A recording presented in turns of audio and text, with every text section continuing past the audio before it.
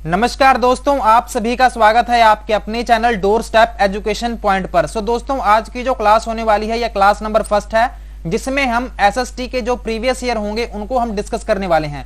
इस वीडियो को हम सीटेड दिसंबर 2021 को ध्यान में रखते हुए इस वीडियो को बनाया जा रहा है और यहाँ पर आपको जितने भी प्रश्न जो समझाए जाएंगे वो कंसेप्चुअल बेस्ड होंगे। अगर आप इन प्रश्नों को ध्यान से समझेंगे और आप अगर नेक्स्ट एग्जाम जो देने जाएंगे तो उसमें आपको काफी जो हेल्प है वो मिलेगी और आपको एक आइडिया भी हो जाएगा कि जो आपका एग्जाम आने वाला है वो कैसा एग्जाम होगा। और यहाँ पर अगर हम बात करें, जो ये क्लास होने वाली है, ये बाइलिंगुअल क्लास होने वाली है। आपका मीडियम हिंदी भी हो सकता है, इंग्लिश भी हो सकता है। तो आप क्या करेंगे, आप इस वीडियो को अगर देखेंगे तो आपको समझ आएगा कि हम यहाँ पर हिंदी के साथ साथ इंग्लिश को भी यूज करेंगे। सो आपको यहाँ पर कोई दिक्कत का जो सामना है वो नहीं करना पड़ेगा। वीडियो शुरू करने से पहले अगर आपने हमारे इस चैनल को सब्सक्राइब नहीं किया है तो आप इसको सब्सक्राइब जरूर से कर लें।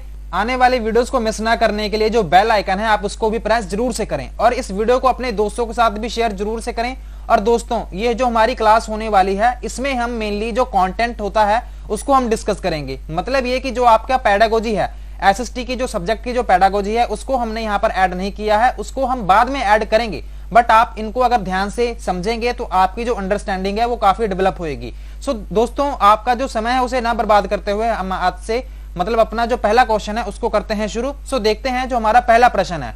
पहले ही प्रश्न में हम पहले पढ़ेंगे स्टेटमेंट को। पहले मैं आपको इंग्लिश में पढ़ के बताऊंगा, फिर हम आपको हिंदी में भी पढ़ के बताएंगे। इसके बाद आपने क्वेश्चन को समझना है और इसका जो जवाब है वो देना है। क्योंकि स्टूडेंट क्या करते हैं, बाकी पोर्शन वो कर लेते हैं बट उनको जो सबसे ज्यादा दिक्कत आती है वो एसएसटी वाले पोर्शन में ही आती है। सो देखते हैं। और इस सेशन के खत्म होने के बाद आपके यहाँ पर 20 में से कितने नंबर बनते हैं आपने वो भी हमें कमेंट करके जरूर बताना है, क्योंकि जो हम आज क्वेश्चन डिस्कस करने वाले हैं लगभग 20 क्वेश्चन होंगे।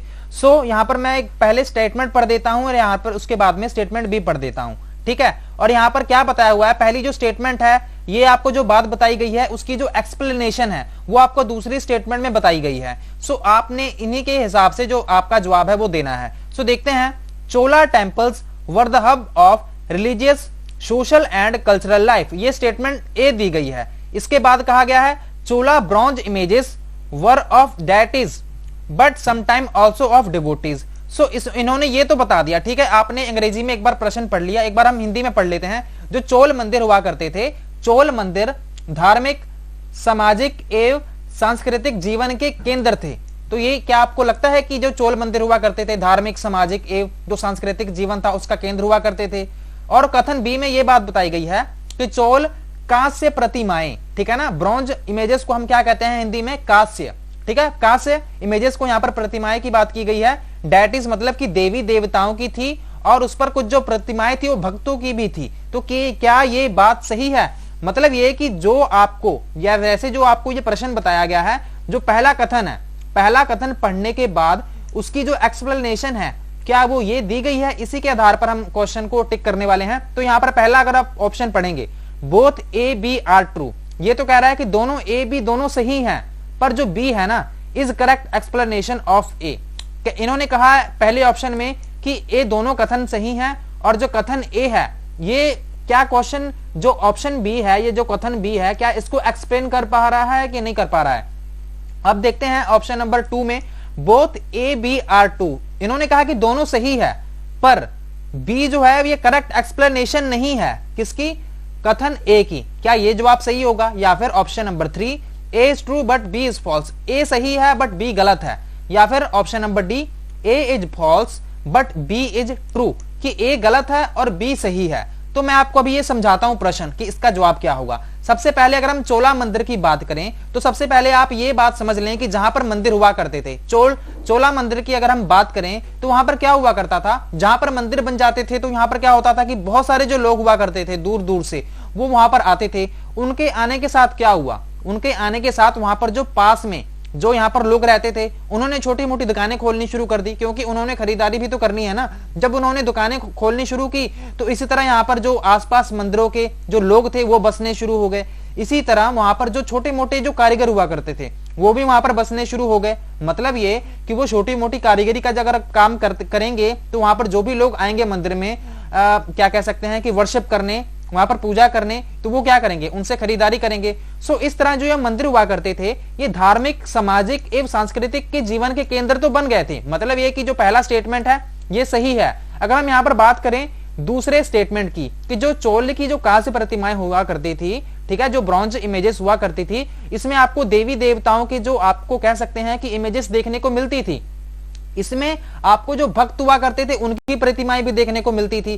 तो ये कथन क्या सही है? सो बिल्कुल, जो आपको वहां पर जो कारीगर वहां पर देखने को मिलते थे, जब भी वो प्रतिमाएं बनाते थे, कई बार उनकी प्रतिमाओं में आपको यह भी देखने को मिलता था कि जो भक्त हुआ करते थे उसमें भक्तों को भी दिखाया जाता था। सो ये कथन बिल्कुल सही है, मतलब कि ये दोनों कथन सही तो है, बट जो कथन ए है ये कथन बी को कह सकते हैं कि जो कथन ए है ना, यहां पर क्या लिखा हुआ है, both A and B are true, but जो बी कथन है, B is not the correct explanation of A. मतलब ये कि जो बी जो कथन है ये कथन ए को एक्सप्लेन नहीं कर रहा है, ठीक है ना। मतलब कि प्रतिमाएं भक्तों की भी थी, मतलब इस कथन का इससे लेना देना कोई है नहीं। इंडिविजुअली अगर आप देखोगे ये दोनों कथन सही है। सो ऑप्शन नंबर हम चलेंगे बी के साथ। अगर आपको थोड़ा बहुत भी डाउट हो रहा हो तो आपने घबराना नहीं है, आप बाकी का क्वेश्चन जरूर देखिए, उनकी अंडरस्टैंडिंग आपको जरूर बढ़ेगी। आपने अगर ये लेसन पढ़ा होगा तो आप इसको कोरिलेट जरूर से कर पा रहे होंगे। चलो चलते हैं आज के हमारे अगले प्रश्न पर। अगला जो प्रश्न है, यहाँ पर स्टेटमेंट ए दिया हुआ है और स्टेटमेंट बी दिया हुआ है। पहले हम अंग्रेजी में पढ़ते हैं। The authors of tawarikhs. Tawarikhs पता है क्या होता था? दिल्ली के सुल्तानों के समय तवारीख जो होता था ना, कि जो ये एक ऐसा सोर्स हुआ करता था जहां पर आपको जो जानकारी है वो देखने को मिलती थी। मतलब ये कि जो तवारीख के जो लेखक हुआ करते थे, तवारीख पर जो लिखा जाता था, इंस्क्रिप्शन जो होती थी उस पर लिखा जाता था, ठीक है। तवारीख पर जो इनके ऑथर हुआ करते थे वो इस पर लिखते थे। तो यहां पर इसी की बात की गई है कि जो तवारीख के जो वहां पर हुआ करते थे, इनके जो ऑथर हुआ करते थे दिल्ली सल्तनत में, advise on preserving an ideal social order based on birthright and gender distinction. मतलब ये कि जो दिल्ली के सुल्तानों के समय जो तवारीख के जो लेखक हुआ करते थे उनको जन्मसिद्ध अधिकार और लिंग भेद पर आधारित आदर्श समाज व्यवस्था बनाए रखने की जो सलाह थी वो दी जाती थी। क्या ये बात सही है? या फिर ऑप्शन नंबर 2 यहां पर स्टेटमेंट बी बताया गया है कि जो उनके आइडियाज हुआ करते थे, their ideas were shared by everybody. उनके जो विचार हुआ करते थे वो सारे लोग उनसे सहमत होते थे। तो क्या ये बात सही है? अब आप इन ऑप्शन को देखें। ऑप्शन में यहां पर क्या बताया गया है कि दोनों सही है, both A and B are true but B is correct explanation of A. कि क्या जो ए बी दोनों सही है और यह जो है ए एक्सप्लेनेशन का जो है वो बी उसकी एक्सप्लेनेशन दे रहा है। या फिर option number 2 both A and B are true but B is not correct explanation, भी करेक्ट एक्सप्लेनेशन नहीं दे रहा है ऑप्शन यहां पर स्टेटमेंट ए की। या फिर A is true but B is false, A भी सही है और बी गलत है। या फिर A is false but B is true, A गलत है बी सही है। अगर हम बात करें स्टेटमेंट ए की, तो यहां पर जो ए की जो बात बताई गई है, जो ऑथर हुआ करते थे तवारीख के, ठीक है, आपको तवारीख पता लग गया, इसमें हिस्ट्री वगैरह लिखी जाती थी। मतलब ये कि यहां पर आपको जो भी इसके ऑथर हुआ करते थे, इसमें जो भी वो लिखते थे, उसमें इन्होंने ये बात बताई हुई थी, जो आइडिया हुआ करते थे social order based on birth right and gender, जो डिस्कशन हुआ करते थे, इनके बारे में इन्होंने लिखा था, ठीक है ना। इसमें लेखकों ने जन्मसिद्ध अधिकार और लिंग भेद पर आधारित आदर्श समाज व्यवस्था बनाए रखने की जो इसमें सलाह थी उनके द्वारा दी जाती थी। पर क्या ये बी ऑप्शन सही है? उनके विचारों से सारे लोग सहमत होते थे। तो ये आप तो वैसे ही अगर आप सोचेंगे कि सारे लोग तो वैसे भी सहमत हो नहीं सकते, ठीक है ना। तो यहां पर ऑप्शन नंबर जो बी है वो सीधा हो गया गलत। सो आप देख लें इसका कौन सा जवाब सही होगा। मतलब ए कथन सही है और बी जो गलत है, बी जो स्टेटमेंट है वो हो गया गलत। अब आप यहां पर देख सकते हैं A is both A and B are true, B is correct explanation of A. So A तो हो गया गलत, ठीक है ना। अब अगर हम बात करें ऑप्शन नंबर बी की, both A and B are true but B is not, ये भी गलत हो गया। अगर हम बात करें यहां पर ऑप्शन नंबर 3 की कि A is true but B is false, so यहां पर ये आपका जो जवाब होगा ये बिल्कुल सही है कि जो ए तो है वो सही है बट बी क्या है, ये आपका फॉल्स है, ठीक है। सो आपका जो यहां पर जवाब है वो हो जाएगा ऑप्शन नंबर 3। इसके साथ ही हम चलेंगे। सो चलते हैं आज के हमारे अगले प्रश्न पर। अगला जो प्रश्न है इसके बारे में देखते हैं। Razia changed her name on her inscription. Inscription की बात कही जा रही है, जैसे कि जहां पर लिखा जाता था ना, या फिर वो शिलालेखों पर भी लिखा जा सकता था। सो वहां पर जो इंस्क्रिप्शन आपको जो देखने को मिलता था, जो अभिलेख हुआ करते थे, अभिलेखों पर जो इंस्क्रिप्शन हुआ करता था, इसमें इन्होंने ये दिखाया कि ये एक आदमी है। रजिया ने अपने अभिलेखों में अपना नाम पुरुषों जैसा लिखकर अपने पुरुष होने का भ्रम पैदा किया। क्या ये जवाब सही है? या फिर author of tawarikh used social and gender differences to argue that men are superior to women। तो आप बताएं इसमें आपका जो कौन सा जवाब होगा वो सही होने वाला है। सो यहां पर जो रजिया थी, चेंज हर नेम, क्या रजिया ने अपना नाम बदला था कि खुद को वो एज अ मैन दिखा सके वो? तो क्या ये बात सही है? या फिर स्टेटमेंट बी कि जो ऑथर होते थे तवारीख के, अभी हमने तवारीख के बारे में समझा, वो इस्तेमाल करते थे सोशल एंड जनरल डिफरेंसेस को आर्गू करने के लिए कि जो इंसान है, मतलब कि जो पुरुष है वो सुपीरियर है। क्या कहा जाता था? तवारीख के लेखकों ने सामाजिक तथा लिंग भेद को आधार बनाकर यह तर्क दिया कि पुरुष स्त्रियों की तुलना में श्रेष्ठ होते हैं। मतलब इन्होंने ये दिखाया कि जो मेन होते हैं वो सुपीरियर होते हैं वुमेन के। तो आप बताएं कौन सा इसमें जवाब सही हो सकता है?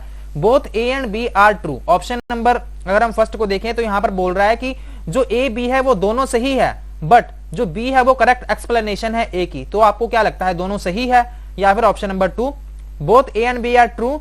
पर यहां पर कह रहा है कि जो बी है वो सही एक्सप्लेनेशन नहीं है ए की, या फिर option number three A is true but B is false, या फिर four option number A is false but B is true. तो यहां पर आपका जो सही जवाब है वो क्या होगा? जो आपका ऑप्शन नंबर ए है वो गलत है। रजिया ने अपना नाम नहीं बदला था, क्योंकि ये जो मामलूक डायनेस्टी से ये क्या करती थी, संबंध रखती थी। और इसमें अगर हम बात करें तो ये काम किसी और के द्वारा किया गया था, उनका नाम था रुद्रमा देवी, ठीक है ना। रुद्रमा देवी के द्वारा ये जो काम था नेम बदलने का, ताकि वो अपने आप को पुरुष जैसा होने का मतलब वो दिखा सकें, तो उनके द्वारा ये काम किया गया था। रजिया के द्वारा ये काम नहीं किया गया था। और यहाँ पर अगर हम बात करें, जो ऑथर हुआ करते थे तवारीख के, use social and general differences, तो ये बात बिल्कुल सही है। जो तवारीख के जो लेखक हुआ करते थे वो क्या करते थे, वो ऐसा भ्रम पैदा, मतलब कि वो दिखाते थे कि जो पुरुष हैं वो क्या है, सुपीरियर हैं, ठीक है ना। तो उनके जो तवारीख में जो ऑथर हुआ करते थे, इनमें ये बात देखने को मिलती है, वो काफी तर्क दिया करते थे कि जो यहाँ पर पुरुष हैं वो स्त्रियों की तुलना में श्रेष्ठ होते हैं। तो आप देख सकते हैं जो ऑप्शन नंबर थ्री है, मतलब ये कि ऑप्शन नंबर थ्री में बताया गया है कि रजिया चेंज हर नेम, तो ए तो ट्रू नहीं है ना, मतलब कि थ्री गलत, और यहाँ पर जो आपका फोर है वो हो जाएगा सही। मतलब कि ए गलत है किंतु बी सही है। बी सही है बिल्कुल, यहाँ पर जो तवारीख की जो बात कही गई है यहाँ पर सही कही गई है। अगर हम बात करें यहाँ पर, तो यहाँ पर कौन सा जवाब सही होगा? Option number four. चलते हैं आज के अगले प्रश्न पर। अगला जो प्रश्न है ये भी हिस्ट्री का ही प्रश्न है। यहाँ पर स्टेटमेंट ए दी गई है और स्टेटमेंट बी दी गई है। अब देखते हैं, Akbar, Jahangir and Shahjahan followed the idea of sulh e kul, universal piece की जो बात की कही गई थी, ये इनके द्वारा फॉलो किया गया था as principle of governance. Principle of governance का मतलब है कि यहाँ पर जो शासन का जो सिद्धांत है, इनके द्वारा, मतलब ये उनके शासन में ये फॉलो किया गया था। अभी इसके बारे में हम पढ़ते हैं। ऑप्शन नंबर जो स्टेटमेंट बी है, इसमें बताया गया है कि जो अकबर्स इंटरैक्शंस, अकबर की जो इंटरैक्शंस है with people connected with faiths made him realise that religious scholars who emphasise ritual and dogmas were often bigots. ठीक है ना। इसका क्या मतलब है? अकबर, जहांगीर और शाहजहां ने सुलह ए कुल, सर्वत्र शांति के विचार को शासन का सिद्धांत बनाया। विभिन्न धर्मों से जुड़े हुए व्यक्तियों के साथ विचार विमर्श से अकबर की समझ बनी कि जो विद्वान धार्मिक रीति और मताधनता पर बल देते थे, ठीक है, और वो अक्सर कट्टर होते थे। तो अब इसको हम समझते हैं, ठीक है। आप देखिए कि आपको वीडियो को पॉज करिए और आप बताइए कि कौन सा जवाब सही होगा, और मैं आपको समझाता हूं इसका जवाब क्या होगा। सबसे पहले अगर हम बात करें कि जो अकबर हुआ करता था, या फिर जहांगीर या फिर शाहजहां, वैसे तो ये अकबर के द्वारा ही शुरू किया गया था। इन्होंने क्या किया, इन्होंने पहले ना बहुत सारे जो विभिन्न धर्मों से जुड़े हुए लोग हैं, इन्होंने उनसे बात की। जब इन्होंने उनसे बात की तो उनको पता लगा कि भाई लोग अपने धर्म के प्रति कितना ज्यादा कट्टर हैं। तो इन्होंने क्या किया, इन्होंने सभी धर्मों के जो लोग थे उनको बुलाया और उनसे बात की। उनसे बात करने के बाद उन्होंने एक फॉर्मूला टाइप निकाला, उसको कहा गया सुलह ए कुल, यूनिवर्सल पीस का नाम दिया गया, ठीक है ना। यूनिवर्सल पीस का नाम ये मतलब ये कि उन्होंने सभी धर्मों की जो अच्छी अच्छी जो बातें थी इनको कंक्लूड किया और एक साथ इनको ले आए और इनको अपने गवर्नेंस में शामिल कर लिया। गवर्नेंस में शामिल करने का क्या मतलब है? मतलब ये कि अगर ये सभी अच्छी बातों को अपने इस मतलब कि जो शासन करते हैं अगर उनमें इंक्लूड करेंगे तो उनका जो मतलब जो भी वहां पर उनका जो साम्राज्य था वो अच्छे ढंग से तभी तो चल पाता ना। तो इसलिए उन्होंने ये काम किया था। तो बिल्कुल यहां पर जो कथन बी है, ठीक है ना, कथन बी क्या है, मतलब ये कि रीजन है इसका, किसका, कथन ए का। अगर आप कथन बी को पढ़ोगे तो फिर आपको पता लगेगा कि हाँ भी जो कथन बी पढ़ने के बाद ही मतलब कथन ए पर हम आएंगे, क्योंकि जब इन्होंने पहले ये सब बात की ना, जब इन्होंने, अगर आप ऑप्शन नंबर कथन बी को पढ़ोगे तो पहले इन्होंने जब दूसरे लोगों से बात की उनको पता लगा कि हाँ भी बहुत सारे लोग यहाँ पर कट्टर हैं, तो इसके बाद इन्होंने सुलह ए कुल का जो फॉर्मूला था, जो इसका विचार था, इन्होंने अपने शासन के सिद्धांत में बनाया था इन्होंने। सो ऑप्शन नंबर देखते हैं कौन सा जवाब सही होगा।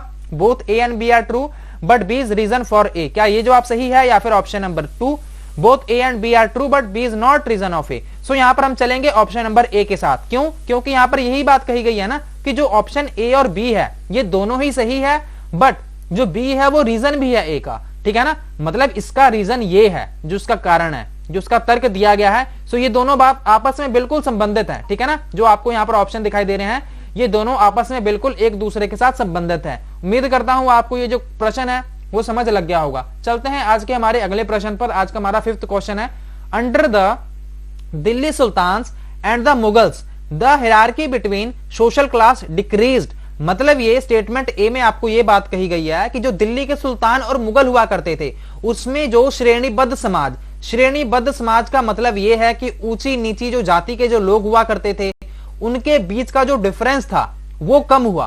क्या आपको लगता है कि ऐसा हुआ था उनके टाइम में? या फिर ऑप्शन जो स्टेटमेंट बी बताई गई है इसमें यह बताया है उन्होंने कि the tribal societies were not divided into numerous unequal classes. मतलब ये कि जो जनजातीय समाज हुआ करते थे इसमें कई असमान वर्गों में विभाजित नहीं था। तो आपको क्या लगता है कि कौन सा जवाब होगा वो सही है? ठीक है, सो अब हम इस प्रश्न को समझते हैं कि जो दिल्ली सुल्तान था, ठीक है ना, दिल्ली सल्तनत के टाइम में क्या हुआ करता था, जो सुल्तान और मुगलों के काल में जो श्रेणीबद्ध समाज था उसमें क्या आपको क्या लगता है कि क्या उसमें जो सोशल क्लास थी उसको डिक्रीज किया गया था? बिल्कुल नहीं।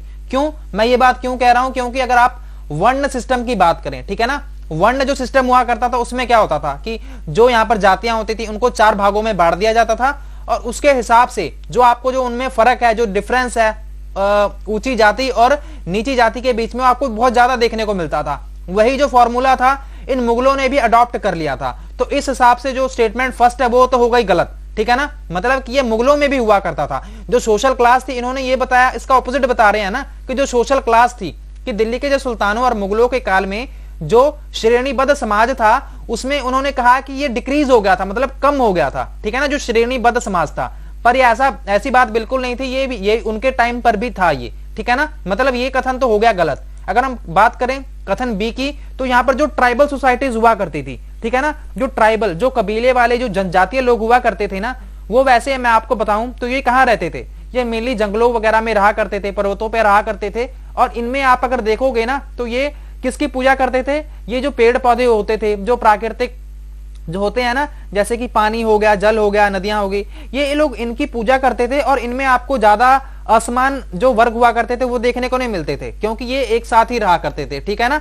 सो यहाँ पर जो ट्राइबल सोसाइटीज हुआ करती थी इनको यहाँ पर मतलब डिवाइडेड नहीं थी न्यूमेरस अनइक्वल क्लासेस में। सो ऑप्शन जो स्टेटमेंट बी है ये सही है। मतलब कि स्टेटमेंट ए तो हो गई गलत, स्टेटमेंट हो गई बी ये सही। तो यहाँ पर देखते हैं तो यहाँ पर कौन सा जो जवाब होगा वो सही होगा। तो देखिए यहाँ पर जो आपका जो सही जवाब है कि आपकी जो स्टेटमेंट ए है वो तो होगी फॉल्स। यहाँ पर मतलब 4th जो आपकी ऑप्शन है हो गया सही, ठीक है ना। ए गलत है और किंतु जो बी है वो सही है। सो चलते हैं आज के हमारे अगले प्रश्न पर। आप 4th क्वेश्चन पर ऑप्शन पर टिक लगा सकते हैं। अगला जो प्रश्न है इसमें स्टेटमेंट ए में कहा गया है Bahadur Shah Zafar wrote letter to all the chiefs and ruler to organise a confederacy of Indian states to fight the British. मतलब ये कथन ए में ये बात कही गई है कि जो बहादुर शाह जफर था उन्होंने क्या किया, उन्होंने मुखियाओं और शासकों को चिट्ठी लिखकर अंग्रेजों से लड़ने के लिए भारतीय राज्यों को कहा कि आप इकट्ठा आ जाइए, ठीक है ना, आप कलेक्टिवली आ जाइए तो हम क्या करेंगे, अंग्रेजों के खिलाफ हम लड़ाई करेंगे। और स्टेटमेंट बी में यह बताया गया है कि जो बहादुर शाह जफर थे इनका जो डिसीजन था to bless the rebellions of 1857 changed the entire situation dramatically. मतलब कि बहादुर शाह जफर ने 1857 के बगावत को अपना समर्थन देने के फैसले ने स्थिति रातों रात पीड़ित बगावतियों के पक्ष में बदल दी। सो यहां पर बताइए कौन सा जो आपका जवाब है वो सही होगा। सो यहां पर अगर हम बात करें बहादुर शाह जफर ने मुखियाओं और शासकों को चिट्ठी लिखी थी कि नहीं लिखी थी, तो आप देखिए यहां पर वीडियो को पॉज करिए और बताइए कि आपका जो जवाब होगा वो कौन सा जवाब सही होगा। अगर हम यहां पर बात करें बहादुर शाह जफर ने क्या इन अंग्रेजों के खिलाफ मतलब चिट्ठी लिखी थी? सभी मतलब जो भी वहां पर लोग थे, जो चीफ थे, जो छोटे छोटे जो राज्य के जो राजा हुआ करते थे, क्या उनको उन्होंने बुलाया था? तो बिल्कुल उन्होंने चिट्ठी लिखी थी। कब ये चिट्ठी लिखी थी इसके बारे में भी हम थोड़ा सा डिस्कस करते हैं कि मेरठ से क्या हुआ कि कुछ सैनिक थे, जब इनको पता लगा कि हाँ भी 1857 का जब विद्रोह करना था तो इन्होंने क्या किया, इन्होंने सबसे पहले जब भी, क्योंकि शुरुआत तो इनकी तरफ से हुई थी ना, तो पहले जो मेरठ पे के जो कुछ सैनिक थे वो दिल्ली पहुंचे। उन्होंने रातों रात क्या किया, ट्रैवल करते रहे, राइडिंग करते रहे। जब वो दिल्ली पहुंचे तो जो बहादुर शाह जफर थे उनके पास खबर पहुंचाई गई कि आपसे कुछ सैनिक मिलने आए हैं, मतलब कि ये कोई विद्रोही हैं सभी, मतलब ये आपका समर्थन चाहते हैं कि आप आइए और जो हमारा जो भी हम बगावत करने वाले हैं, जो विद्रोह करने वाले हैं, आप इसकी जो बागडोर है वो संभालिए, ठीक है ना। तो बिल्कुल ये इसके बाद ही जब वो आए, ठीक है, तो उनका फिर उन्होंने क्या किया था इसके बाद, वैसे तो ये आना नहीं चाहते थे। क्यों नहीं आना चाहते थे? क्योंकि इन्होंने कहा कि जो अंग्रेज हैं वो बहुत ज्यादा शक्तिशाली हैं, इसलिए इन्होंने कहा कि भाई मैं आना नहीं चाहता। बट जब सैनिकों ने इनको जोर डाला, स्ट्रेस डाला कि नहीं आप आइए, तब इन्होंने क्या किया, इन्होंने फिर चिट्ठी लिखी, जो भी वहां पर बाकी जो शासक हुआ करते थे उनको चिट्ठी लिखी।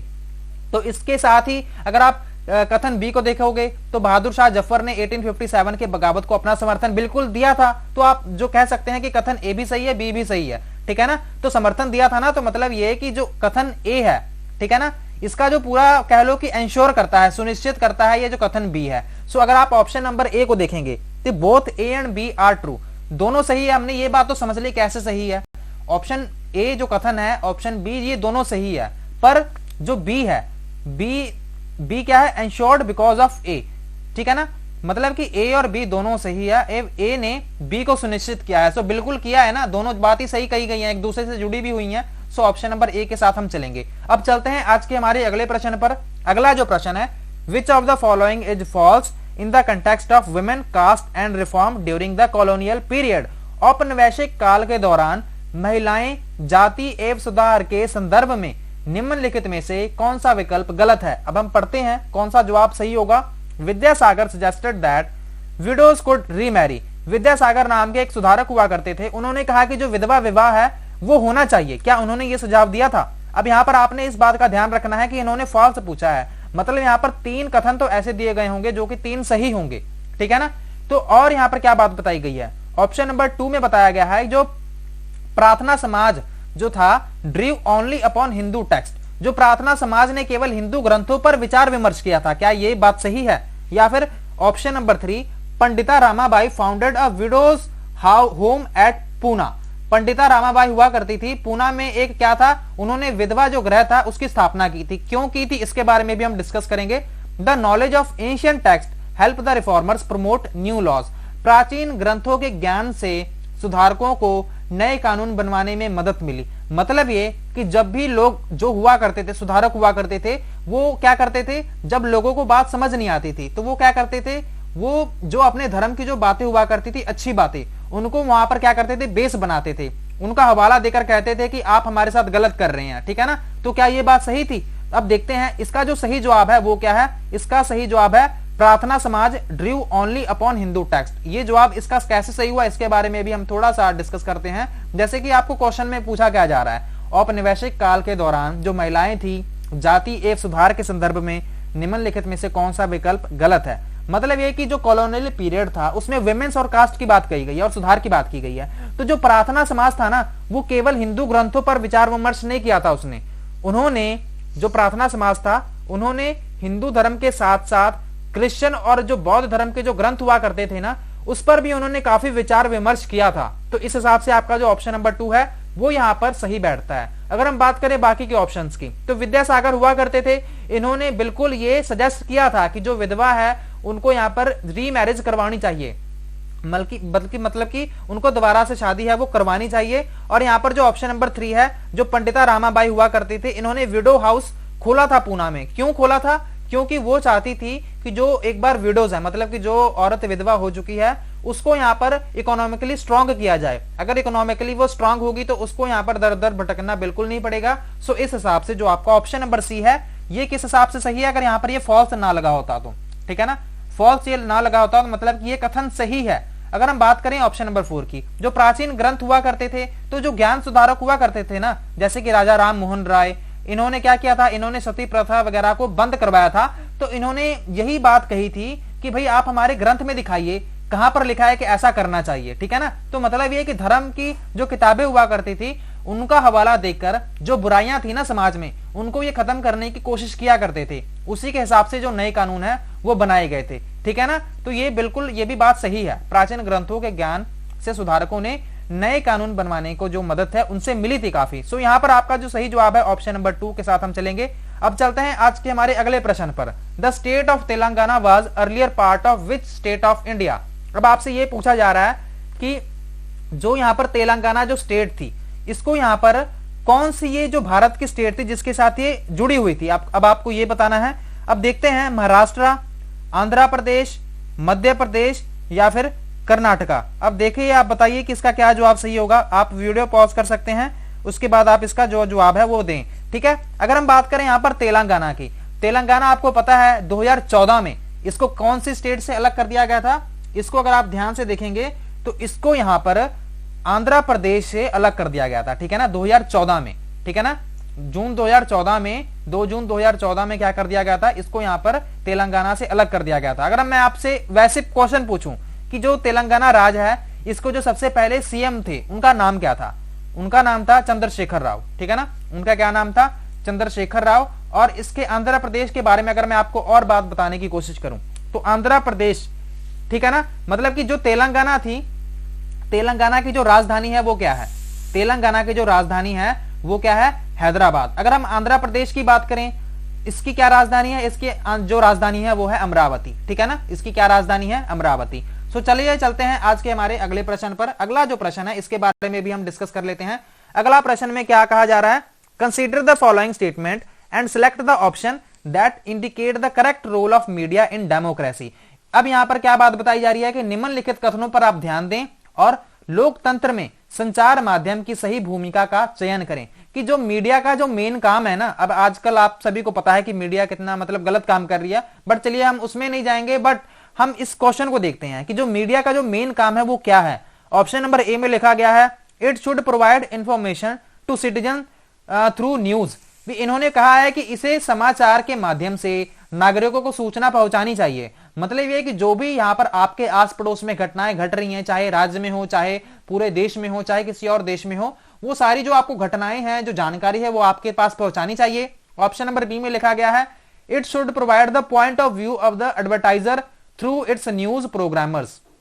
तो यहां पर बात कही गई है कि इसे विज्ञापन के दृष्टिकोण को समाचार कार्यक्रमों के माध्यम से देनी चाहिए। मतलब ये कि जो भी आपको विज्ञापन दिखाए जाते हैं, जो आपको प्रचार दिखाए जाते हैं किसी भी चीज के, चाहे वो बोरोप्लस का हो, चाहे वो परफ्यूम का हो, चाहे वो शराब का हो, चाहे वो बुक्स का हो, चाहे वो कॉस्मेटिक्स का हो, बहुत सारे जो आपको जो एडवर्टाइजमेंट है वो आपको देखने को मिलती है, ठीक है ना। मतलब इन्होंने ये कहा है कि आपको जो इनका काम है कि प्रमोट करना मेनली इन ब्रांड्स को, इनका जो दृष्टिकोण है वो आपको दिखाना। तो ये क्या आपको लगता है ये जवाब सही होगा? या फिर option number 3, it must discuss the view of all section, जो हर यहां पर सेक्शन है सोसाइटी का, उसके बारे में यहां पर जो डिस्कशन है वो की जानी चाहिए। तो आपको क्या लगता है ये जवाब सही हो सकता है? सो यहां पर देखते हैं। सो जो यहां पर मीडिया का जो मेन काम होता है ना, वो क्या होता है कि आपके पास इंफॉर्मेशन पहुंचानी है, बिल्कुल। और जो आपका जो ऑप्शन नंबर बी है वो हो जाएगा गलत, क्योंकि ये मीडिया का काम नहीं होता, ठीक है ना। अब ये ऐसा थोड़ी है कि मीडिया आपको ये बताए पॉइंट ऑफ व्यू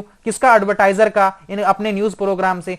मतलब उनके चैनल पर जो एडवर्टाइजमेंट है वो दिखाया जाएगा, बट इसका मतलब ये नहीं है कि वो उसका पॉइंट ऑफ व्यू भी आपको समझाएंगे, ठीक है ना। मतलब ये उनका काम मेन होता नहीं है। सो ऑप्शन नंबर जो आपका ए और सी है ये सही है, क्योंकि इनको क्या करना चाहिए, it must discuss all the views of all section, कि आपको इसे हर दृष्टिकोण से चर्चा करनी चाहिए। सो यहां पर देखिए आपको ए और सी कौन से ऑप्शन में देखने को मिल रहा है। तो यहां पर आपको जो है ऑप्शन नंबर फर्स्ट में ओनली ए एंड सी, तो ये क्या है, ये बिल्कुल ही सही जवाब है। सो चलते हैं आज के हमारे अगले प्रश्न पर। अगला जो प्रश्न है इसके बारे में भी हम देखते हैं। अगला प्रश्न क्या कह रहा है? अगला प्रश्न कह रहा है कि विच of the following advertisement is not example of gender stereotype. निम्नलिखित में से कौन सा विज्ञापन रूढ़िवादी चित्रण का उदाहरण नहीं है? सबसे पहले हम समझेंगे जेंडर स्टीरियोटाइप। जेंडर स्टीरियोटाइप समझने से पहले एक बार हम ऑप्शन को पढ़ लेंगे, फिर आप एक बार सोचकर जवाब देंगे, उसके बाद मैं आपको बताऊंगा जेंडर स्टीरियोटाइप होता क्या है। अब देखते हैं, a women doing makeup in an advertisement for a lipstick, कि लिपस्टिक के विज्ञापन में एक जो महिला है उसका मेकअप करना। या फिर option number 2, a women being dropped by her husband to office in an advertisement for a car, कि गाड़ी के विज्ञापन में एक महिला को पति द्वारा ऑफिस छोड़ जाना। या फिर option number C, a girl playing football in an advertisement for a sports shoe, कि स्पोर्ट्स जूते के विज्ञापन में एक लड़की फुटबॉल खेलती हुई। या फिर option number 4, a mother making tea in an advertisement for a T brand, चाय के विज्ञापन में एक मां का सुबह चाय बनाना। तो मैं आपको अब बताता हूं कि कि जो जेंडर स्टीरियोटाइप है इसमें हम क्या बात करते हैं। जेंडर स्टीरियोटाइप में हम मेनली किसी एक जेंडर के प्रति, मतलब कि हम इनक्लाइंड होते हैं, हम झुके हुए होते हैं एक जेंडर के प्रति। इसमें मतलब ये है कि हम एक जेंडर की कोई स्पेसिफिक बात करेंगे, ठीक है ना। मतलब जैसे कि अगर हम ये बात कहें कि हाँ भी महिलाएं हैं, उनको वहां पर घर में खाना बनाना चाहिए, तो ये क्या है, ये एक स्टीरियोटाइप है। क्या है ये, जेंडर स्टीरियोटाइप है। इसी तरह हम कहेंगे कि हाँ भी बॉयज को आर्मी में जाना चाहिए, ये क्या है, एक स्टीरियोटाइप है, जहां पर आपको उस प्रोफेशन में, मतलब उसके फिजिक्स के आधार पर, या फिर आप कह सकते हैं कि जो पुरानी सोच के आधार पर हम पहले से इमेज बना लेते हैं अपने दिमाग में, उसको हम क्या कहते हैं, जेंडर स्टीरियोटाइप। कोई जरूरी नहीं है कि ये वुमेन्स के साथ ही हो, ये हम बॉयज के आधार पर भी कर सकते हैं, ठीक है ना। अब देखते हैं यहां पर जो आपका सही जवाब होगा उसके बारे में हम बात करते हैं। तो ऑप्शन नंबर 3 की बात करें, a girl playing football in an advertisement for a sport shoe. तो आपका ये जवाब क्या है, ये आपका जवाब है, वे बिल्कुल सही जवाब है, ठीक है ना। ये क्या है आपका जवाब, ये आपका जवाब सही जवाब है। क्यों जवाब सही है, क्योंकि मेनली जो स्पोर्ट्स की अगर हम बात करें, इसमें हम बॉयज को ही ज्यादातर देख पाते हैं, ठीक है ना, बॉयज को ही ज्यादातर देख पाते हैं। इसलिए हम यहां पर क्या कर रहे हैं, ऑप्शन नंबर सी को हम यहां पर टिक कर रहे हैं, ठीक है ना। जेंडर स्टीरियोटाइप में क्या होता है, मेनली हम क्या करते हैं कि एक के प्रति झुकाव रखते हैं, बट इसमें हम झुकाव नहीं देख पा रहे ना, क्योंकि एक गर्ल को फुटबॉल की कह लो एडवर्टाइजमेंट में दिखाया जा रहा है, ठीक है ना। अब अगर हम बात करें 1, 2, 3 ऑप्शन की, 1, 2 एंड 4 की, तो आप पूछेंगे कि सर ये जवाब सही क्यों नहीं हो सकता। पहले ऑप्शन में देखिए, इसमें बताया गया है कि एक वुमेन है, उसको मेकअप करते हुए दिखाया गया है, ठीक है ना, मतलब कि उसको एक में बांध दिया गया ना, मतलब पहले से ही इमेजिनेशन कर ली गई, ठीक है ना। और ऑप्शन नंबर 2 में ये देखिए, a women being dropped by her husband, मतलब ये कि बंधा हुआ दिखाया जा रहा है कि एक वुमेन है, उसको उसका जो हस्बैंड है वो छोड़कर जा रहा है ऑफिस में। ऑप्शन नंबर 4 में एक मदर है, वो चाय बना रही है, मतलब वही घरेलू कामों में दिखाया जा रहा है। सो ऑप्शन नंबर सी क्या है, ये कंप्लीटली डिफरेंट है, इसमें जेंडर स्टीरियोटाइप आपको नहीं देखने को मिलेगी, बट 1 to 4 में आपको देखने को मिलेगी। चलते हैं आज के अगले प्रश्न पर। Identify the continent from the given feature A and B. A continent क्या होता है, कॉन्टिनेंट होता है महाद्वीप। महाद्वीप हमारे पूरे विश्व में कितने पाए जाते हैं, 7 तरह के महाद्वीप आपको देखने को मिलेंगे, ठीक है ना। अब आपसे यह पूछा जा रहा है कि ये जो महाद्वीप है, सबसे छोटा महाद्वीप आपको कहां देखने को मिलेगा, साउथर्न हेमिस्फीयर में, ठीक है ना। साउथर्न हेमिस्फीयर की यहां पर बात की जा रही है। तो यहां पर जैसे कि ये क्या है, पूरी पृथ्वी है, ठीक है ना। तो ये क्या है, ये नॉर्थर्न हेमिस्फीयर है, ये क्या है, ये साउथर्न हेमिस्फीयर है। तो आपको ये पूछा जा रहा है कि आपको यहां पर साउथर्न हेमिस्फीयर में जो सबसे स्मॉलेस्ट कॉन्टिनेंट है वो आपको कहां देखने को मिलता है, ठीक है ना। और it is also called an island continent, इसको हम आइलैंड कॉन्टिनेंट भी कहते हैं। अब आपको मैं थोड़ा सा बताता हूं, यहां पर एक कॉन्टिनेंट है, आपको ऐसा कुछ दिख रहा होगा, मैं मतलब है ना कि मैप अगर आपने जरूर देखा होगा, तो वहां पर आपको छोटा सा कॉन्टिनेंट देखने को मिलता है। वो कौन सा कॉन्टिनेंट है, उसका नाम क्या है, ऑस्ट्रेलिया, ठीक है ना, उसका क्या नाम है, ऑस्ट्रेलिया। इसको हम क्या कहते हैं, इसको हम द्वीपीय महाद्वीप भी कहते हैं, ठीक है ना, इसको हम क्या कहते हैं, द्वीपीय महाद्वीप भी कहते हैं। ऑस्ट्रेलिया की जो यहां पर आप कह सकते हैं, ऑस्ट्रेलिया के बारे में अगर हम और बात करने की कोशिश करें, ऑस्ट्रेलिया के बारे में अगर हम यहां पर और बात करने की कोशिश करें, तो ये आपको कहां मिलेगा, ये साउथर्न हेमिस्फीयर में देखने को मिलता है, ठीक है ना। साउथर्न हेमिस्फीयर, साउथर्न हेमिस्फीयर का मतलब है दक्षिणी गोलार्ध में। अगर हम बात करें भारत की, भारत आपको कौन से हेमिस्फीयर में देखने को मिलता है, और भारत कौन से महाद्वीप में आता है, भारत आता है एशिया महाद्वीप में, और हम आपको नॉर्थर्न हेमिस्फीयर में, मतलब कि उत्तरी गोलार्ध में आपको देखने को मिलता है, मतलब भारत का जो देश है, ठीक है ना। अफ्रीका की बात की गई है, अंटार्कटिका एक ऐसा महाद्वीप है जो सारा साल ही बर्फ से ढका होता है, और यहां पर इसलिए यहां पर जो आपको लोग होंगे वो भी बहुत कम मिलते हैं, ना के बराबर जो लोग होंगे वो वहां पर आपको देखने को मिलते हैं। वहां पर बस कुछ रिसर्च सेंटर हैं जो वहां पर आपको देखने को मिलते हैं, जैसे कि मैत्री हो गया, गंगोत्री हो गया, ये कुछ 2 भारत के रिसर्च सेंटर हैं। जो ये भी काफी बार क्वेश्चन पूछा गया है कि भारत के रिसर्च सेंटर आपको अंटार्कटिका में कहां देखने को मिलते हैं, तो उनका क्या नाम है, गंगोत्री एंड यहां पर जो मैत्री है, ठीक है ना। तो यहां पर इसकी बात हो गई। अफ्रीका को हम क्या कहते हैं, डार्क प्लेनेट भी कहते हैं, डार्क प्लेनेट नहीं, डार्क कह लो कि जो यहां पर हम बात कर रहे हैं कॉन्टिनेंट, डार्क कॉन्टिनेंट भी हम कहते हैं अफ्रीका को, ठीक है ना। और अफ्रीका है यहां पर आपको दूसरे नंबर पे सबसे ज्यादा आबादी वाला कह लो, क्या ये कॉन्टिनेंट है। सबसे ज्यादा आबादी वाला कॉन्टिनेंट का नाम क्या है, उसका नाम है एशिया, ठीक है ना, जहां पर भारत भी आता है। एशिया जो कॉन्टिनेंट है, यहां पर आपको भारत देखने को मिलता है, और यहां पर सबसे ज्यादा जो आबादी है वो वहां पर आपको कहां देखने को मिलती है, अफ्रीका में, ठीक है ना। मतलब अफ्रीका दूसरे नंबर पर, एशिया पहले नंबर पर। चलिए चलते हैं आज के हमारे अगले प्रश्न पर। अगला जो प्रश्न है, as we move from the sun in the solar system. यहां पर मूव की जो बात कही जा रही है, ये अर्थ से बात की जा रही है, मतलब कि अगर हम अर्थ जो है मान लीजिए ये क्या है, मैं आपको यहां पर छोटा सा सूरज बना के दिखाता हूं। ये क्या है, ये सूरज है, और ये क्या है, ये अर्थ है, ठीक है ना। अगर अर्थ को हम यहां पर ले जाएं, अर्थ को हम अगर यहां पर मान लेकर तो नहीं जा सकते, बट आप मान लीजिए अगर हम यहां पर अर्थ को ले जाएं तो इससे होगा क्या, सौर मंडल में हम जैसे जैसे सूर्य से दूर जाते हैं, इससे क्या होगा, size of the planet decreases gradually, ग्रहों का आकार क्रमश घटता जाता है। क्या आपको लगता है कि अगर प्लैनेट्स हैं वो दूर जाएंगे तो उनका साइज घट जाएगा? या फिर option number 2, planets very close to the sun are made up of gases and liquids and the planets far away from the sun are made up of rocks. मतलब ये कि सूर्य के बहुत नजदीक के ग्रह गैस और तरल पदार्थों से बने होते हैं, और सूर्य से बहुत दूर स्थिति जो ग्रह चट्टाने से बने होते हैं। मतलब ये कि जो प्लैनेट्स होते हैं very close to the sun are made up of gases, जो सूरज जो है, जो सूर्य के पास वाले जो ग्रह हैं वो गैस से बने हुए हैं, और जो यहां पर लिक्विड है, ठीक है ना, जो लिक्विड एंड द प्लैनेट, जो दूर प्लैनेट्स हैं वो किससे बने हुए हैं, वो बने हुए हैं रॉक से। क्या ये बात सही है? या फिर option number 3, time taken by planets to complete one orbit around the sun increases. मतलब ये कि ग्रहों द्वारा सूर्य के चारों ओर जो परिक्रमण है, मतलब कि जो रेवोल्यूशन है, मतलब ये देखिए जो ये सन है ना, आपको यहां पर सन दिखाई दे रहा है, मतलब जो हमारा जो ये हमारी पृथ्वी है ये क्या करती है, ये सूरज के आसपास क्या करती है, राउंड लगाती है, ठीक है ना, सूरज के आसपास ये राउंड लगाती है, ये आप सभी को पता है, ठीक है ना। तो सूरज के आसपास से जो राउंड लगाया जाता है इसके द्वारा, तो ये जो इसका जो टाइमिंग है क्या वो बढ़ेगा? या फिर ऑप्शन नंबर डी कि time taken by planets to complete one orbit around the sun decreases. मतलब ये कि जो आपको टाइम बताया जा रहा है, ठीक है ना, मतलब ये कि जो टाइम टेकन है, ठीक है ना, जो प्लैनेट्स का ये ऑर्बिट है ये अराउंड द सन कम होगा। मतलब ये कि जो थर्ड ऑप्शन में आपको जो बात बताई गई है ना, इसका यहां पर इन्होंने ऑपोजिट बताया। तो आप बताइए कि यहां पर कौन सा जो आपका जवाब है वो सही होगा। इसके बारे में हम डिस्कस करते हैं थोड़ा सा।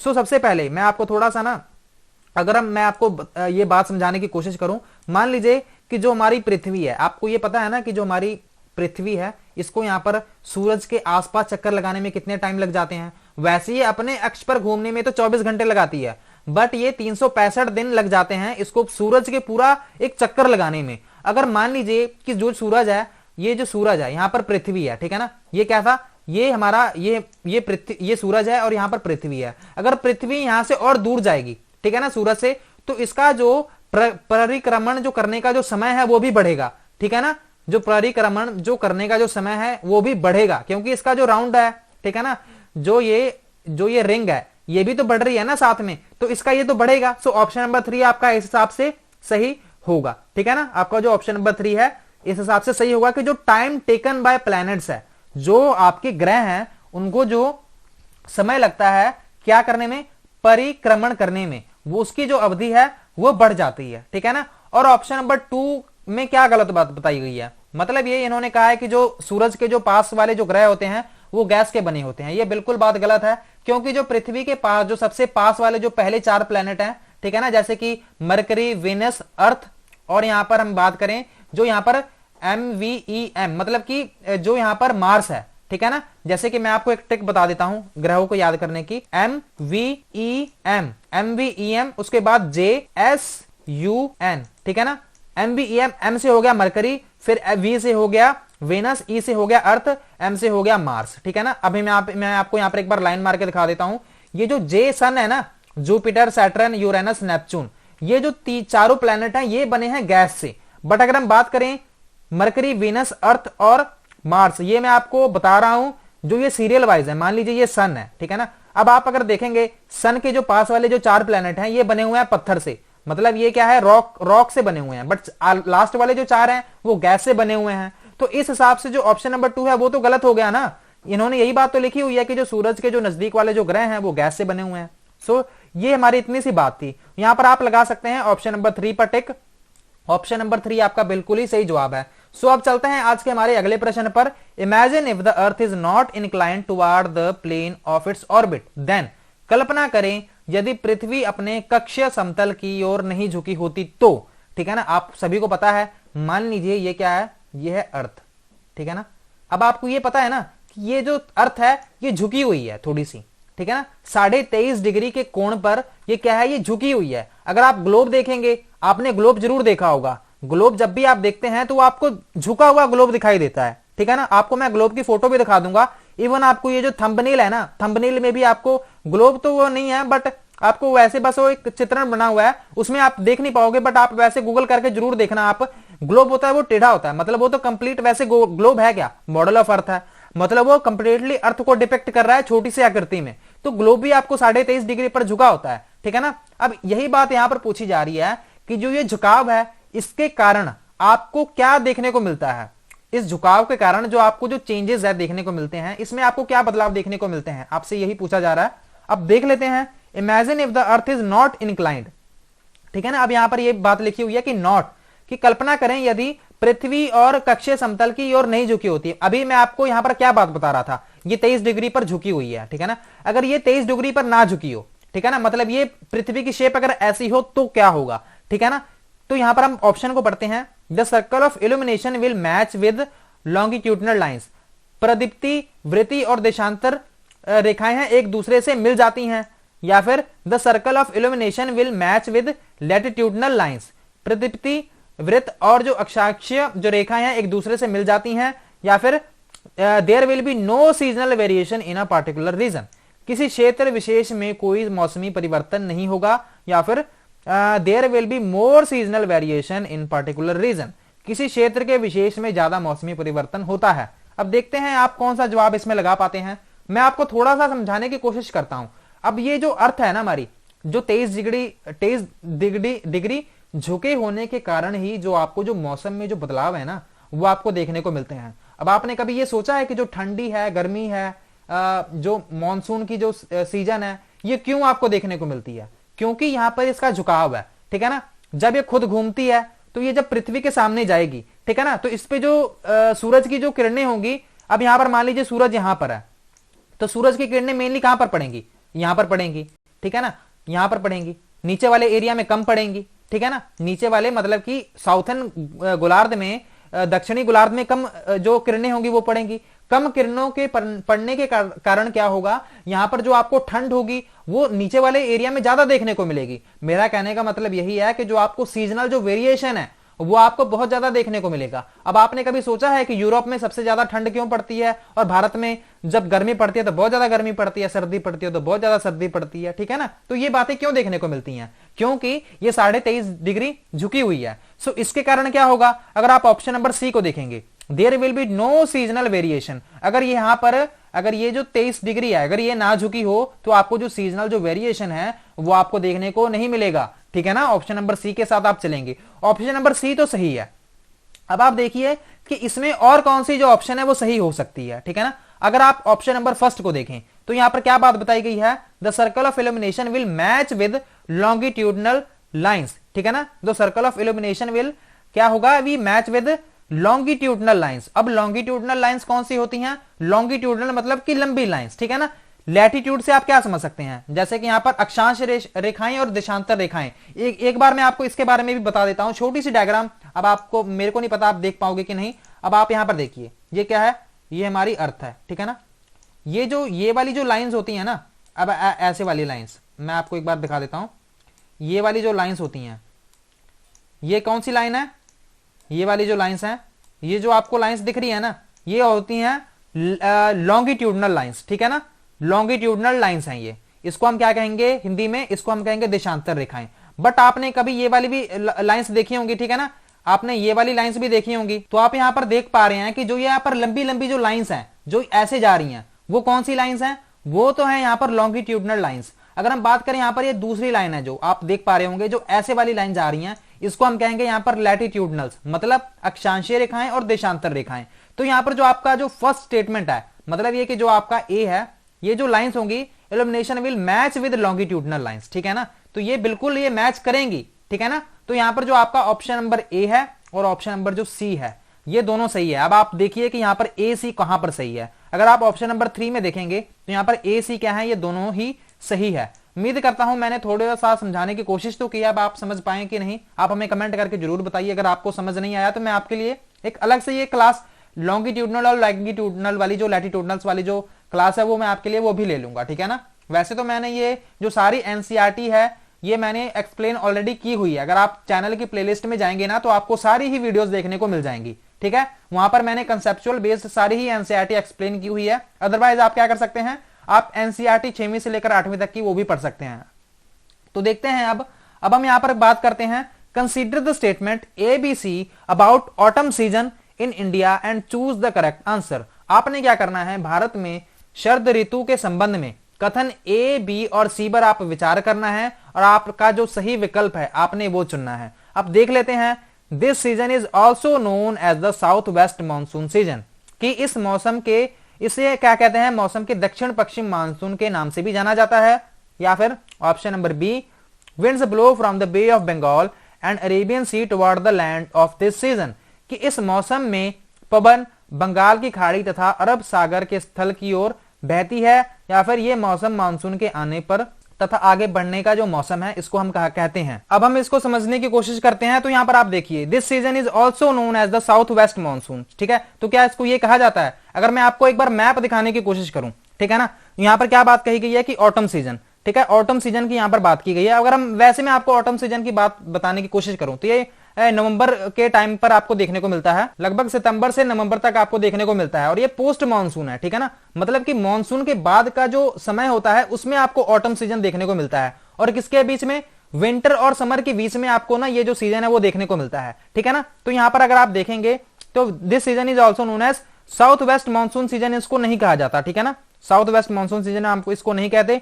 और यहां पर जो विंड ब्लो होती है, bay from Bengal and Arabian sea toward the land in the season, ठीक है ना।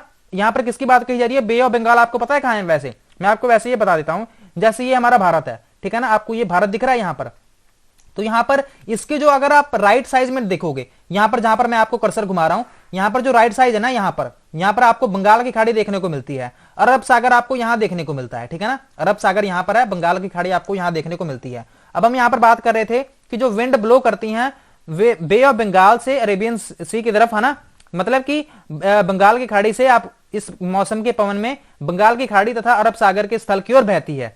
यहां पर जो this season is marked by the one side of advance of monsoon, ठीक है ना, तो ये पोस्ट उसके बाद का समय आया ना, तो ठीक है ना, उसके बाद का समय है, मानसून के बाद का जो समय है वो आपको देखने को मिलता है, ऑटम का जो सीजन है। तो यहां पर जो तीनों जो है ना, यहां पर ऑप्शन तीनों ही गलत है। यहां पर कहीं आपको दिखाई दे रहा है option number A B C और फॉल्स, तो यहां पर आपका जो सही जवाब है वो है ऑप्शन नंबर बी। सो चलिए चलते हैं आज के हमारे अगले प्रश्न पर। अगला जो प्रश्न है इसमें आपसे पूछा जा रहा है, which of the following rivers form the Sundarban delta, ठीक है ना, कि निम्नलिखित में से कौन सी जो नदी है वो सुंदरबन डेल्टा का निर्माण करती है, Mahanadi and Godavari, Krishna and Kaveri, Ganga and Brahmaputra, Narmada and Tapi, ठीक है ना। आपने बताना है कौन सा जो है नदी है जो यहां पर सुंदरबन डेल्टा क्या करती है, उसका निर्माण करती है। विश्व का सबसे जो बड़ा आपको डेल्टा देखने को मिलता है ना, उसका नाम सुंदरबन डेल्टा ही है, ठीक है ना, उसका नाम क्या है, सुंदरबन डेल्टा। अब यहां पर जो आपका सही जवाब है वो क्या होगा, आपका सही जवाब है यहां पर Ganga and Brahmaputra.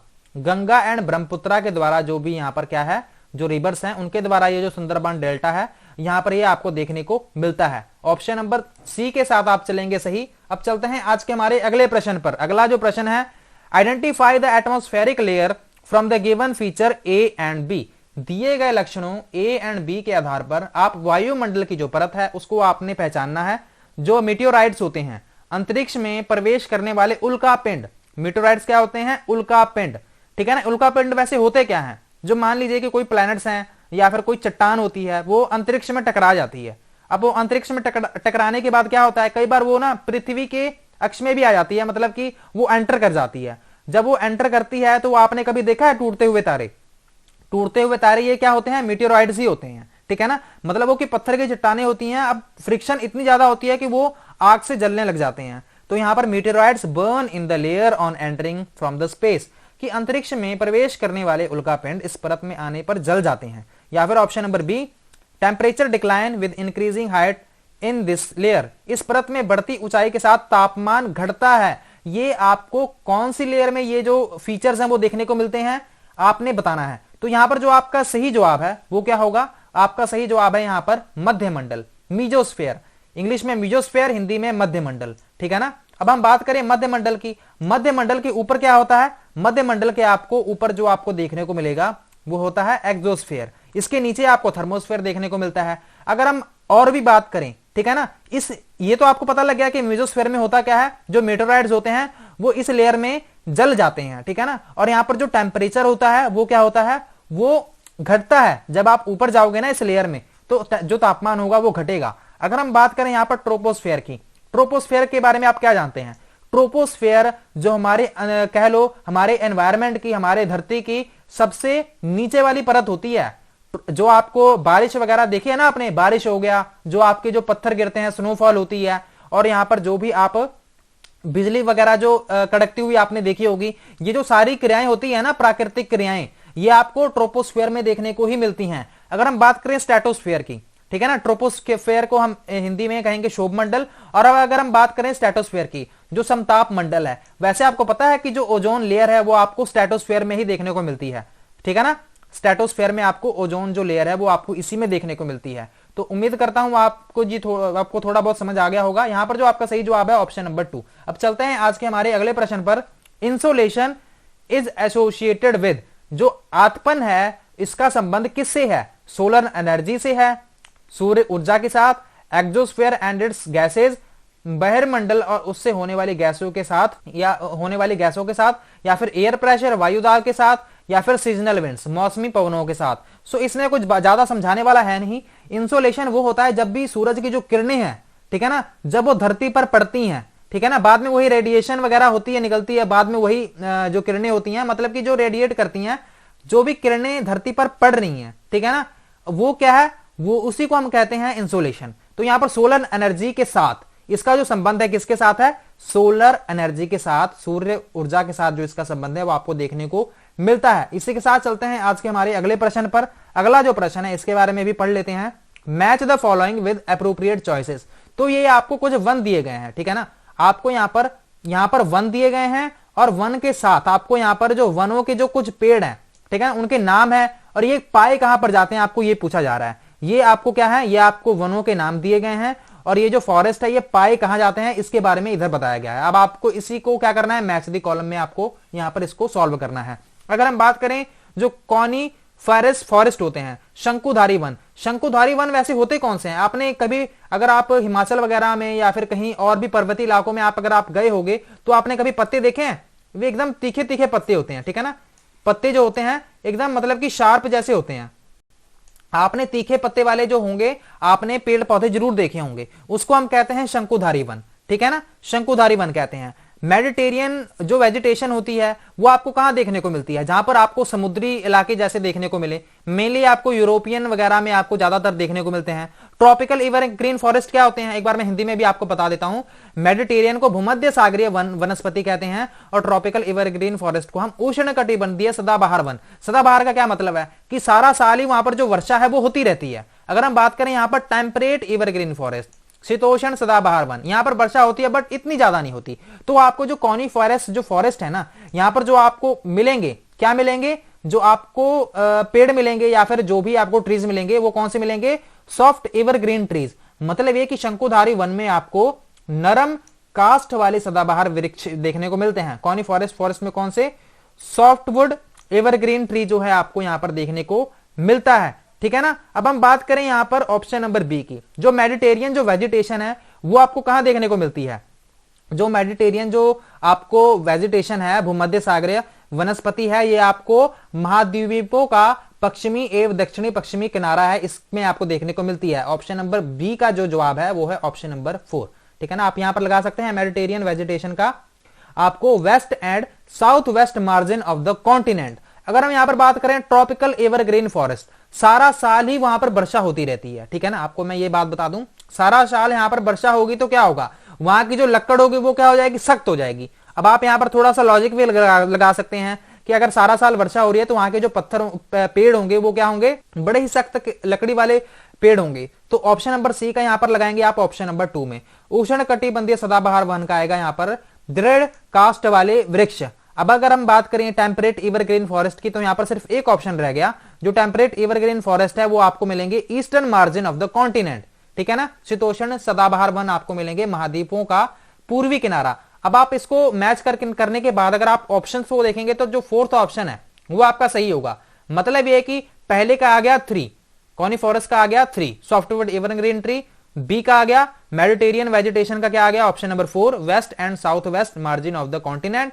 Option number 3 का आ गया ट्रॉपिकल एवरग्रीन फॉरेस्ट का ऑप्शन नंबर 2 जिसमें हार्डवुड ट्रीज की बात कर रहे हैं। टेम्परेट एवरग्रीन फॉरेस्ट का क्या आ गया eastern margin of the continent, ठीक है ना, मतलब डी का फर्स्ट। तो आप यहां पर डी को टिक लगाएं और यहां पर इसी के साथ हम चलते हैं आज के हमारे सेकंड लास्ट प्रश्न पर। सेकंड लास्ट क्वेश्चन को देख लेते हैं। Consider the two statement and choose the correct option. तीन दोनों ऑप्शन को हम पढ़ेंगे, फिर इसके बाद देखते हैं कौन सा सही है कौन सा गलत है। दिए गए दोनों कथनों पर ध्यान दें और उचित विकल्प का चयन करें। सहारा रेगिस्तान एक समय में पूर्णतः हरा भरा मैदान था, ठीक है। जो Sahara once use to be a green lush plain, जो हमारा सहारा जो रेगिस्तान है वो क्या है, वो यहां पर ये बात बता रहे हैं कि सबसे पहले यहां पर बहुत सारे हरे भरे मैदान हुआ करते थे, ठीक है ना। और यहां पर स्टेटमेंट 2 में ये बताया गया है कि सहारा की गुफाओं में जो भी वहां पर प्राप्त आपको चित्र मिले हैं उसमें आपको नदियां, मगरमच्छ, हाथी, शेर, पशु तथा बकरियां आपको देखने को मिली हैं। जो वहां पर आपको cave paintings in Sahara depicts reverse, crocodiles, elephant, Lions, kettles and goats आपको देखने को मिली हैं। तो आपको यह बताना है कौन सा जवाब यहां पर आपको सही है, ठीक है ना।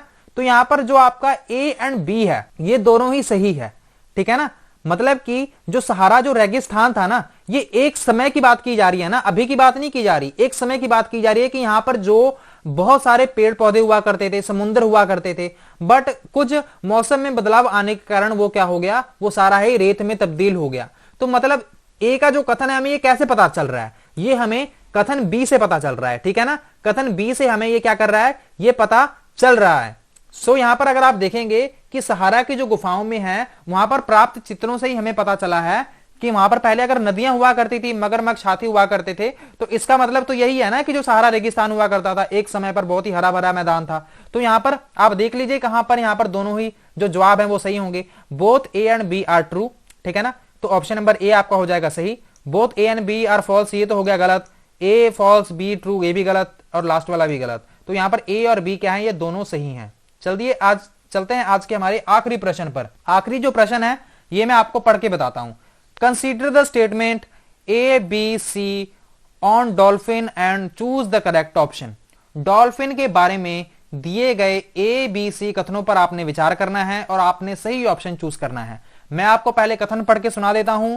Dolphins are found in the fresh water of river Ganga and Brahmaputra. Ganga और ब्रह्मपुत्र नदी के अलवण जल में, ठीक है ना, आपको डॉल्फिन पाई जाती है। Dolphin sanctuary is located in the state of Bihar. Dolphin अभयारण्य बिहार राज्य में अवस्थित है। या फिर the presence of dolphin is an indicator of health of the river, कि डॉल्फिन की उपस्थिति से जो जल की शुद्धता है उसके बारे में हमें पता चलता है। तो आपने क्या करना है, थोड़ा सा सोच के आप बताइए कौन सा जो जवाब है वो आपको यहां पर सही देखने को मिलेगा। तो यहां पर आपका जो सही जवाब है, आपके तीनों ही स्टेटमेंट सही हैं और आपको यहां पर जो डॉल्फिन सेंचुरी है आपको बिहार में देखने को मिलती है, ठीक है ना। वो आपको भागलपुर में देखने को मिलेगी, ठीक है ना। भागलपुर बिहार नाम में बिहार में एक जगह है, वहां पर आपको जो डॉल्फिन सेंचुरी है वहां पर आपको देखने को मिलेगी।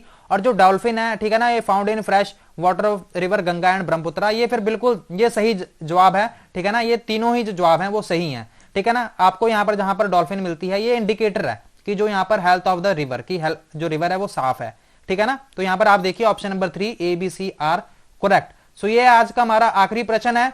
अब देखते हैं आपके यहाँ पर कितने नंबर बने हैं। अगर आपको इस सेशन में मजा आया हो तो आप हमें कमेंट करके जरूर बताएं, सो मैं इस सेशन को कंटिन्यू कर सकूं। अगर इंटरेस्ट दिखाते हैं इस वीडियो में तो मैं आपके लिए और भी इस तरह की जो वीडियोस है वो मैं लाता रहूंगा। अगर आप इस वीडियो में इंटरेस्ट नहीं दिखाते, अगर मेरे को लगता है कि हाँ भी आप में से मतलब कि कुछ नहीं देखना चाहते वीडियोस को, तो कोई बात नहीं, हम इस सेशन को कंटिन्यू नहीं करेंगे। पंजाबी पेडागोजी वाला जो सेशन है उसको हम कंटिन्यू करते हुए चलेंगे। सो आप हमें कमेंट करके जरूर बताएं। अगर सेशन पसंद आया हो तो आप इसको लाइक जरूर करें, इस वीडियो को अपने दोस्तों के साथ शेयर करें। अगर आपने हमारे इस चैनल को सब्सक्राइब नहीं किया है तो आप इस चैनल को सब्सक्राइब जरूर से करें। इसमें आपको ज्यादा समय भी नहीं लगेगा और इसके कोई पैसे भी नहीं लगेंगे। सो आज के लिए इतना ही। आपके सामने फिर से हाजिर होंगे एक नई वीडियो और इन्फॉर्मेटिव वीडियो लेकर। So thank you so much for watching. God bless you all.